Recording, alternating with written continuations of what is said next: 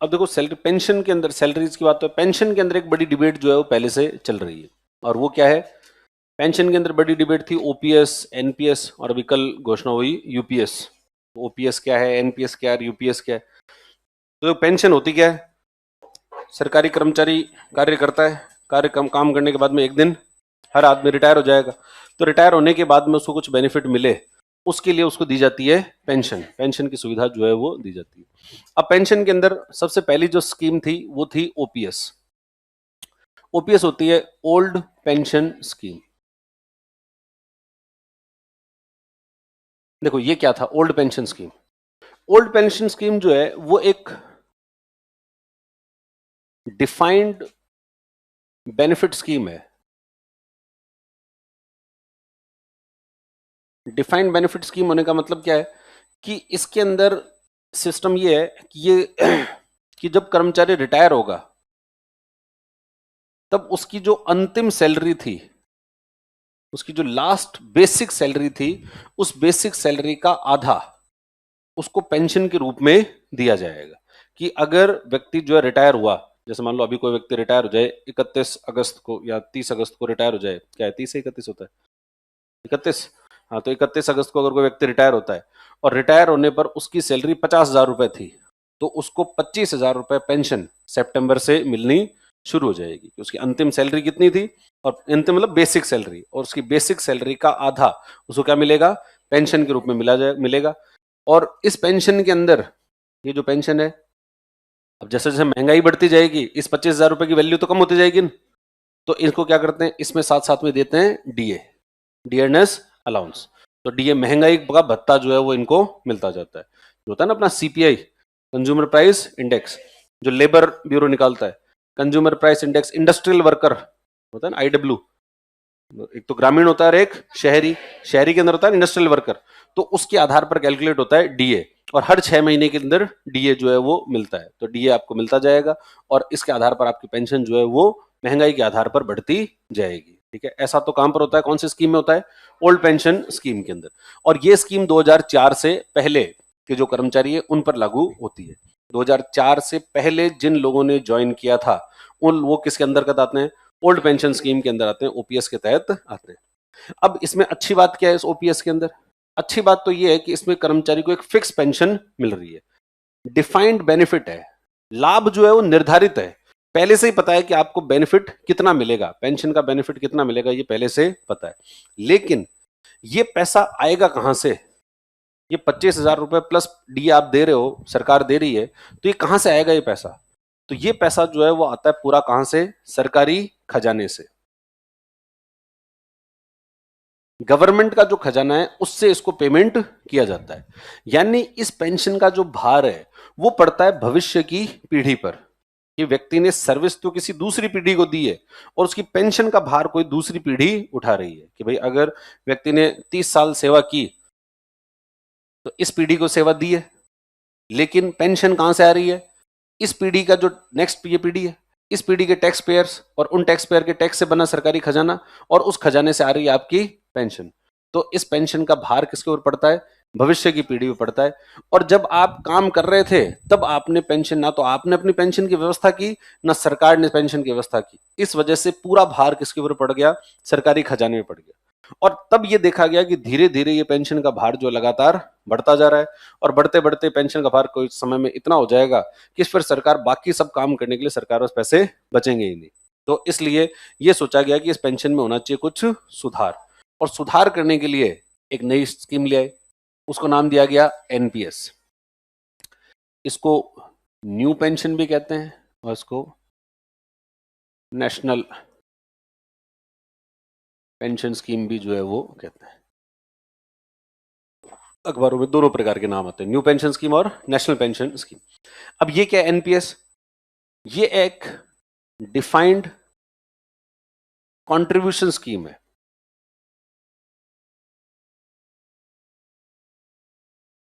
मतलब इसमें क्या होता है कि जब व्यक्ति काम कर रहा है तब वो अपनी पेंशन की व्यवस्था भी करता है, वो व्यक्ति भी करता है और सरकार भी करती है। मतलब क्या होता है कि इसके अंदर बनता है एक पेंशन फंड, ये पेंशन फंड बना, इस पेंशन फंड के अंदर ये तो है कर्मचारी, एम्प्लॉय, ये एम्प्लॉय अपनी सैलरी का 10%, वेतन का 10% किस में डालेगा? इस फंड में डालेगा, ये फंड में। और जो गवर्नमेंट होगी वो अब इस व्यक्ति की सैलरी का 14% वो किस में डालेंगे? इस फंड में। पहले 10% हुआ करता था, 2019 में इसको बढ़ाकर कर दिया 14%। तो वेतन का टोटल कितना आ गया? 24% इस फंड में आ गया हर महीने। फिर इस फंड को क्या करेंगे? ये है पेंशन फंड, पेंशन निधि। और इस पेंशन फंड को करेंगे निवेश। कहां निवेश करेंगे? मार्केट में, सिक्योरिटीज में। आप इसके शेयर्स भी खरीद सकते हो और इसके बॉन्ड्स भी खरीद सकते हो। तो शेयर्स और बॉन्ड्स में इनको जो है वो इन्वेस्ट कर दिया जाएगा। अब जैसे जैसे शेयर मार्केट बढ़ेगा, जैसे जैसे शेयर्स की प्राइस बढ़ेगी, वैसे वैसे आपका पेंशन फंड भी क्या होता जाएगा? बढ़ता जाएगा। एक तरीके से इसको ये समझो कि एक तरीका म्यूचुअल फंड जैसा है। म्यूचुअल फंड में ऐसा होता है ना, एसआईपी करते हैं। तो एसआईपी में क्या होता है? हर महीने कुछ पैसा एक जगह एक फंड में जाता है और उस फंड को फिर कुछ म्यूचुअल फंड के मैनेजर्स हैं वो न्यू आगे लगा देते हैं। तो वैसे ये पेंशन फंड है, इस पेंशन फंड के भी होते हैं पेंशन फंड मैनेजर्स। तो पेंशन फंड मैनेजर क्या करेगा? इसको बाजार में इन्वेस्ट करेगा। इन्वेस्ट करने से इनको रिटर्न आएगा, रिटर्न आने से पेंशन फंड बढ़ता जाएगा। बढ़ते बढ़ते ये पेंशन फंड एक बड़ी अमाउंट जो है वो बन जाएगा। और जब व्यक्ति रिटायर होगा, अब ये हर महीने ऐसा होता जा रहा है, और जब व्यक्ति रिटायर होगा तो रिटायर होने पर उसको इस पेंशन फंड का 60%, 60% तो उसको एक साथ लमसम अमाउंट के रूप में दे दिया जाएगा। 60% तो उसको एक साथ दे दिया। बाकी जो 40% है वो फिर से बाजार में इन्वेस्ट, फिर से बाजार में निवेश कर देंगे। इस तरीके से निवेश करेंगे कि हर व्यक्ति को एक मासिक पेंशन दी जा सके, उस व्यक्ति को एक मासिक पेंशन दी जा सके। किसको, कहां से मासिक पेंशन आ रही है? ये इस 40% को इन्वेस्ट करने से। अब इसमें लाभ क्या हुआ? इस पेंशन का भार भविष्य की पीढ़ी पर नहीं है। इसका भार किस पर है? एक तो व्यक्ति खुद व्यवस्था कर रहा है, और सरकार का भी खजाना, सरकार भी उस खजाने में से आ रही है जिस पीढ़ी को आप सर्विस दे रहे हो, उसके 14%, वहां से में से 14% आ रहा है। भविष्य की पीढ़ी पर इसका लाभ, इसका जो है वो भार नहीं पड़ता। और नहीं पड़ता तो ये जो है वो ओपीएस के मुकाबले थोड़ी सी बेहतर है इस आधार पर देखा जाए तो। ओपीएस का भार तो पूर्ण रूप से किस पर पड़ रहा है? भविष्य की पीढ़ी पर पड़ रहा है, संचित निधि पर पड़ रहा है। जबकि एनपीएस जो है, उस एनपीएस का भार संचित निधि पर नहीं पड़ता, भविष्य की संचित निधि पर तो कम से कम नहीं पड़ता। और जो व्यक्ति काम कर रहा है तो वो अपनी पेंशन की व्यवस्था भी कर लेता है। लेकिन इसमें समस्या क्या है? इसमें समस्या ये है कि ये जो पेंशन है ये बाजार पर आधारित है, मार्केट पर आधारित है। ये पेंशन आएगी कहां से? पेंशन आएगी जब उस 40% को बाजार में इन्वेस्ट किया जाएगा। इन्वेस्ट करने से आएगा रिटर्न, और रिटर्न आने से आपकी बनेगी पेंशन। अब बाजार जो है वो क्या है? बहुत वॉलेटाइल चीज है। बाजार तो ऊपर भी जा सकता है और बाजार नीचे भी जा सकता है। शेयर मार्केट है, वो तो ऊपर भी जाएगा और नीचे भी जाएगा, उसमें तो उतार चढ़ाव चलते रहेंगे। और उसमें उतार चढ़ाव होंगे तो आपकी पेंशन में भी उतार चढ़ाव होंगे। अब पेंशन में उतार चढ़ाव होंगे तो आदमी के जो हार्ट बीट है उसमें भी उतार चढ़ाव होता जाएगा। उसके जीव कभी तो यूं ऊपर जाएगा और कभी नीचे आएगा। कि कभी तो शेयर मार्केट बढ़ गया, बढ़ गया, बढ़ गया, बढ़ गया, बढ़ गया, अरे पेंशन बढ़ गया, बढ़ गया, तो खुशी के मारे हार्ट अटैक। और कभी शेयर मार्केट नीचे चल कर बर्बाद बर्बाद बर्बाद, अरे गए गए, हेलो हार्ट अटैक। तो बुढ़ापे में कोई व्यक्ति ये थोड़ी चाहता है कि उसके ऐसे जीव ऊंचा नीचा होता रहे। बुढ़ापा व्यक्ति कैसे जीना चाहता है कि अब शांति, अब रिटायर हो गए, अब शांतिपूर्वक व्यक्ति जीवन जीना चाहता है। वो अब ऐसा नहीं चाहता कि अब यार अब भी मैं रोज मार्केट चेक करूंगा, रोज मार्केट कैसा चल रहा है और बाजार के अंदर क्या उतार चढ़ाव चल रहे हैं। तो वो बुढ़ापे में ये सब चीजें सहन करना जो है थोड़ा सा मुश्किल है, कमजोर दिल वालों के लिए नहीं है ये। तो एनपीएस में अच्छी बात तो ये थी कि इसका भार संचित निधि पर नहीं है, लेकिन इसमें बुरी बात ये थी कि इसके अंदर शेयर मार्केट के ऊपर ये बेस्ड है। तो कर्मचारी वर्ग जो है वो इसको थोड़ा सा पसंद नहीं कर रहा था। हालांकि सरकार के लिए अच्छा है, सरकार के लिए ये अच्छी थी क्योंकि मार्केट पर आधारित था। तो सरकार ने तो कहा भाई हमने तो कर दिया इन्वेस्टमेंट, तुम जानो तुम्हारा काम जाने। तो इसलिए कुछ कर्मचारी इसके विरोध में थे। कुछ सरकारों ने इसको देखा कि भाई कर्मचारी विरोध में है, तो सरकारों ने कर्मचारियों को मतलब ऐसा राजी करने के लिए ओपीएस को लागू कर दिया। कुछ राज्यों में, जैसे हिमाचल प्रदेश में लागू हो गया, राजस्थान में लागू हो गया, पंजाब में लागू हो गया, छत्तीसगढ़ में लागू हो गया। तो 4 जिलों के अंदर ओपीएस लागू कर दिया गया। लेकिन ओपीएस जो है वो कर्मचारियों को तो आप खुश कर दोगे, लेकिन ओवरऑल राज्य का जो है सब भटा बैठ जाएगा, क्योंकि उसका भार किस पर पड़ेगा? संचित निधि में पड़ेगा। और संचित निधि में भार इतना ज्यादा हो जाएगा कि वो उसको सहन ही नहीं कर सकता। तो जितने इकोनॉमिस्ट हैं, जितने भी अर्थशास्त्री हैं, वो सभी कहते हैं कि भाई ये जो ओपीएस है ये तो मतलब सुसाइड है, एक तरीके का फिस्कल सुसाइड है कि सर अगर कोई राज्य अपने आप ही यूं अपने आप को खत्म ही करना चाहता है तो भले ही इसको अपनाओ, बाकी इसको अपनाने का कोई जो है वो लॉजिक बनता नहीं है। तो इस वजह से समस्या थी ओपीएस और एनपीएस में। ये तो थी ओपीएस और ये है एनपीएस। अब कल जो है वो सरकार ने एक नई स्कीम लॉन्च की है जिसको बोलते हैं यूपीएस। ये क्या चीज है? Unified pension scheme. Unified pension scheme ये क्या चीज है? तो देखो इसके अंदर सरकार ने कहा कि ये लागू होगी 1 अप्रैल 2025 से, इसको जो है वो लागू कर दिया जाएगा। हालांकि जो लोग एनपीएस के लोग हैं, जो लोग अभी तक एनपीएस में कंट्रीब्यूशन कर रहे हैं, वो भी यूपीएस को चुन सकते हैं और उनको जितने टाइम का वो एनपीएस वगैरह का लाभ वगैरह है तो उसको एरियर के अंदर उनको जो है पैसा दे दिया जाए, जितना उनका पैसा बनता है वो उनको पैसा जो है वो दे दिया जाएगा। 1 अप्रैल 2025 से ये लागू हो जाएगी। इसमें क्या होगा? इसमें एनपीएस की जैसे एक बनेगा कंट्रीब्यूशन फंड, एक पेंशन फंड बनाएंगे। इस पेंशन फंड में जो एम्प्लॉय होगा, जो कर्मचारी है, ये सरकारी कर्मचारी है, ये कर्मचारी अपनी सैलरी का, उसकी बेसिक सैलरी है, उस सैलरी का 10% देगा। और जो गवर्नमेंट है, गवर्नमेंट का हिस्सा इसमें बढ़ा दिया गया है। सरकार पहले 14% करती थी, अब कह दिया कि सरकार देगी 18.5%। 18.5% किसमें इन्वेस्ट करेगी? इस पेंशन फंड में। इस पेंशन फंड को बाद में इन्वेस्ट करेंगे मार्केट में और मार्केट से रिटर्न आते जाएंगे। रिटर्न आने से पेंशन फंड क्या होता जाएगा? बढ़ता जाएगा। अब सरकार ने इसमें कहा है कि हम आपको देंगे अश्योर्ड पेंशन है। अश्योर्ड पेंशन का मतलब कि अब उससे चाहे बाजार ऊपर जाए चाहे बाजार नीचे जाए, लेकिन आपको एक अश्योर्ड पेंशन मिलेगी। अश्योर्ड पेंशन कितनी मिलेगी? पिछले जब आप रिटायर हुए, जिस साल आप रिटायर हुए, मान लो 2024 में व्यक्ति रिटायर हुआ, तो उससे 12 महीने निकाल लो, पिछले 12 महीने, उन 12 महीने में ये जो 12 मंथ है, इन 12 मंथ की एवरेज सैलरी, कौन सी सैलरी? बेसिक, मूल वेतन, जो आपकी एवरेज बेसिक सैलरी है उसका आधा आपको दिया जाएगा पेंशन के रूप में। अगर पिछले 12 महीने में आपकी औसत सैलरी 50,000 रुपए थी तो उसका आधा 25,000 रुपए आपको पेंशन के रूप में दिया जाएगा। अब मार्केट के अंदर आपको 27 मिल रहे हैं या मार्केट में 18 मिल रहे हैं, उससे कोई मतलब नहीं है। आपको कितना दिया जाएगा? 25 का मतलब 25 है। तो यानी व्यक्ति को वो अश्योर्ड हो गया।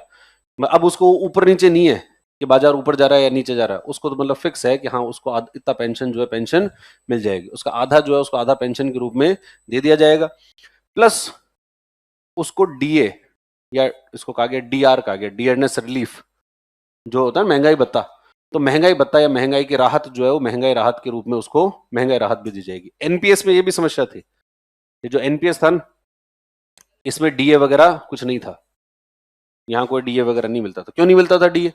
क्योंकि मार्केट बेस्ड है, जैसे जैसे महंगाई बढ़ेगी मार्केट अपने आप ऊपर जाता जाएगा, तो इसलिए डीए वगैरह देने की आवश्यकता नहीं थी।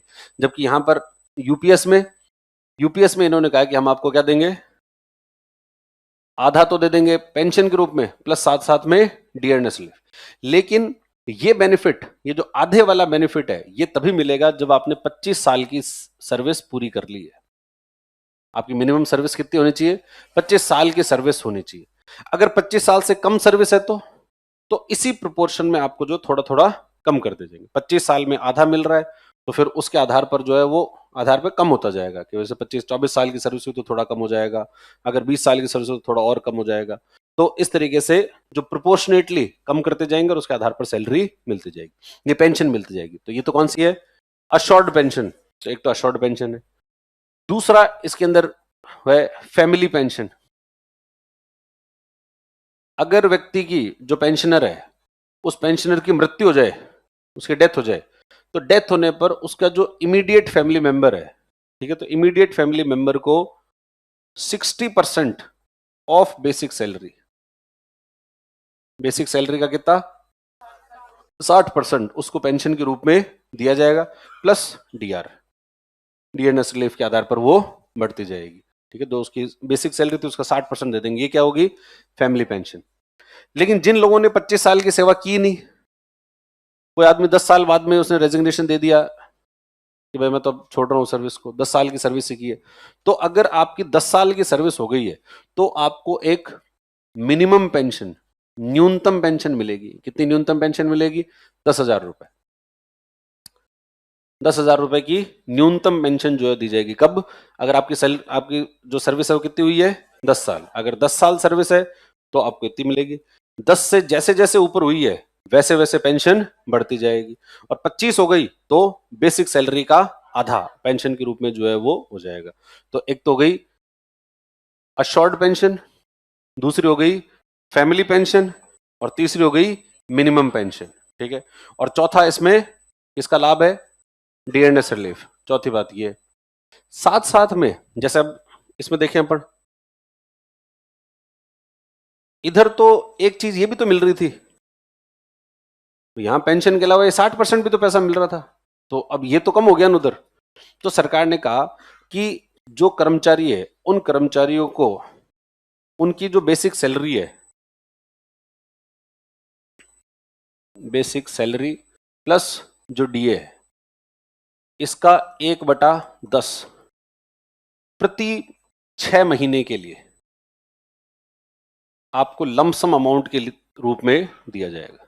क्या मतलब हुआ इसका? कि एक साथ रूप में एक साथ पैसा दिया जाएगा। जितनी आपकी सर्विस हुई, व्यक्ति की सर्विस कितनी हुई, मान लो 25 साल की सर्विस हुई, तो उसमें 6 महीने कितने हुए? एक साल में कितने 6 महीने होते हैं? 2। तो 25 साल में 6 महीने कितने हुए? 50। तो 50 6 महीने हो गए। तो प्रति 6 महीने आपको कितना दे रहे हैं? 1/10। तो 50 6 महीने हो गए, और बेसिक सैलरी प्लस डीए का 1/10, उसको 50 से गुणा कर दो। इतना आपको क्या मिलेगा? लमसम अमाउंट के रूप में आपको दे दिया जाएगा। और ये ग्रेचुटी के अलावा है। अब ये और क्या होती है ग्रेचुटी? ग्रेचुटी का मतलब होता है, देखो एक मतलब कानून बना हुआ है, payment of gratuity act. Gratuity का मतलब होता है कि कोई कर्मचारी किसी भी संस्था को कुछ सेवा देता है, तो वो जो संस्था है उस कर्मचारी के प्रति कृतज्ञ है, उसका ग्रेटिट्यूड है। वो उस कर्मचारी के प्रति क्या दर्शाती है? एक ग्रेटिट्यूड दर्शाती है कि तुमने हमको ये सेवा दी। अगर आपने उस संस्था को 5 साल की सेवा दी है, तो वो जो संस्था है वो आपको सैलरी के अलावा एक और पेमेंट करेगी। सैलरी तो आपको मंथली मिल रही है, इसके अलावा आपको एक पेमेंट जो है वो और होता है। उस पेमेंट को क्या बोलते हैं? ग्रेचुटी कहते हैं। तो भाई आप अगर कहीं भी काम करते हो तो आपको एक तो क्या मिलती है? सैलरी मिलती है। सैलरी के अलावा अगर आपने 5 साल उस कंपनी में काम कर लिया, या उस संस्था में काम किया है, उस सरकार के साथ काम किया है, तो उस संस्था का या उसका एक ग्रेटिट्यूड भी आपके प्रति बनता है, और वो आपको एक पेमेंट और करती है। उस पेमेंट को क्या बोलते हैं? ग्रेचुटी। तो ये ग्रेचुटी तो मिलेगी ही, इसके अलावा ये लमसम अमाउंट और मिलेगा। तो इस तरीके से टोटल कितनी चीजें हो गई है? 5 चीजें जो है वो हो गई। तो यूपीएस के अंदर एक तो कर्मचारी का कंट्रीब्यूशन बढ़ाया नहीं, किसका कंट्रीब्यूशन बढ़ा दिया? सरकार का कंट्रीब्यूशन बढ़ा दिया। और इसका भार भी संचित निधि के ऊपर, भविष्य की संचित निधि पर नहीं पड़ रहा। तो जो ओपीएस में अच्छी बात थी कि अशोर्ड पेंशन थी, डिफाइंड बेनिफिट था, ओपीएस की अच्छी बात ले ली। और एनपीएस की अच्छी बात क्या थी? कि भाई वो सरकार संचित निधि पे लाभ ना भार ना पड़े, तो उसकी भी एक अच्छी बात ली, और दोनों को कर दिया यूनिफाई, और इस स्कीम को बोल दिया unified benefit, unified pension scheme. तो एक तो थी ओपीएस, दूसरी एनपीएस, और तीसरी यूपीएस। आगे समझ में? अब लिख लो, देखिए। हम्म हम्म हाँ, पेंशन तो देते हैं ना। नहीं नहीं, कम नहीं देते, बाजार पर आधारित देते हैं, मार्केट बेस्ड है। अभी पेंशन जो है, अभी वर्तमान जैसे राजस्थान के अंदर ओपीएस लागू है, तो राजस्थान में तो ओपीएस के आधार पर मिलता है। लेकिन अभी वर्तमान के अंदर केंद्र सरकार के कर्मचारी हो अगर आप, तो आपको जो पेंशन मिलती है वो बाजार आधारित पेंशन मिल रही है, एनपीएस है। ठीक है, तो ऐसा नहीं है कि पेंशन नहीं मिलती है, पेंशन मिलती तो है, लेकिन बाजार आधारित है। और साथ साथ में आपको खुद को भी कंट्रीब्यूशन करना पड़ता है। ओपीएस में खुद का कोई कंट्रीब्यूशन नहीं है। जब अगर ओल्ड बेनिफिट्स है ना, ये ओल्ड पेंशन स्कीम, इसमें कोई पेंशन फंड बन ही नहीं रहा, और पेंशन फंड नहीं बना रहे हो, तो कर्मचारी का कोई कंट्रीब्यूशन नहीं है। जबकि एनपीएस में और यूपीएस में, इन दोनों में किसका कंट्रीब्यूशन होता है? कर्मचारी का कंट्रीब्यूशन होता है। कर्मचारी का भी होगा और सरकार का कंट्रीब्यूशन भी होगा। लिखो दोनों को, एनपीएस वाले भी इसमें शामिल हो सकता है। अभी उनके पास ऑप्शन है, या तो आप एनपीएस को ऑप्ट कर लो, या फिर आप यूपीएस को ऑप्ट कर लो। लिखो। हाँ, अगर राजस्थान सरकार डिसाइड करे कि हम ओपीएस को छोड़कर यूपीएस में आना चाहते हैं तो राजस्थान सरकार ऐसा कर सकती है। केंद्र सरकार के लिए तो उन्होंने, केंद्र सरकार ने लागू कर दिया, तो केंद्र सरकार के 23 लाख कर्मचारी हैं, तो उन्होंने कहा हमारे 23 लाख कर्मचारियों के लिए तो हमने ये लागू कर दिया है। राज्य सरकारें अगर इसमें जुड़ना चाहती है तो राज्य सरकारें जुड़ सकती हैं, राज्य सरकारों के पास ये ऑप्शन है। ठीक है, तो राज्य सरकारें जो जुड़ना चाहेगी वो जुड़ जाएगी, जो नहीं जुड़ना चाहेगी वो नहीं जुड़ेगी।